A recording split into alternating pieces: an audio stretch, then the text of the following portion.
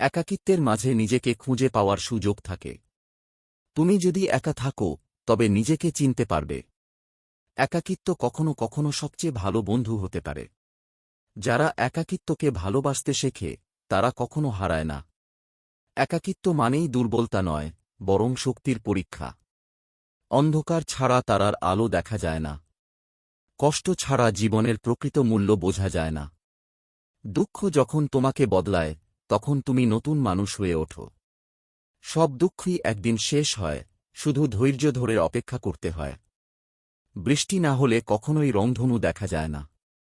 চিন্তা করার চেয়ে সমাধানের দিকে মনোযোগ দাও। যা কিছু তোমার নিয়ন্ত্রণের বাইরে তা নিয়ে চিন্তা করো না।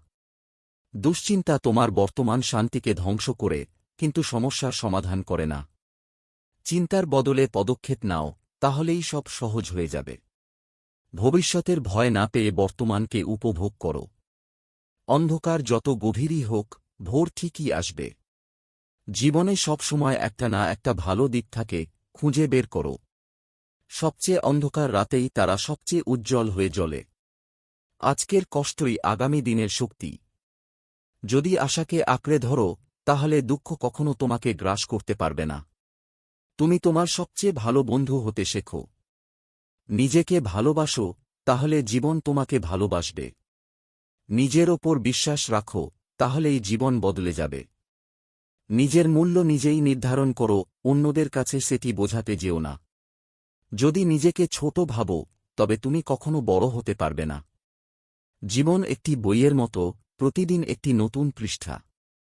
কঠিন সময়ই মানুষকে শক্তিশালী করে তোলে। জীবন প্রতিটি মুহূর্তে নতুন কিছু শেখায়, যদি আমরা তা গ্রহণ করতে পারি। অতীতকে ভুলে গিয়ে ভবিষ্যতের জন্য প্রস্তুত হও। যারা পড়ে যায় তারাই নতুন করে উঠে দাঁড়ানোর ক্ষমতা রাখে। কখনো হাল ছাড়ো না, তোমার সাফল্য অপেক্ষা করছে। জীবনে পরাজয় বলতে কিছু নেই, শুধু শেখার সুযোগ আছে। তুমি যদি নিজেকে বিশ্বাস করো, তাহলে অসম্ভব কিছুই নেই। জীবন পরিবর্তন হয় যখন তুমি নিজের প্রতি বিশ্বাস রাখা শুরু করো।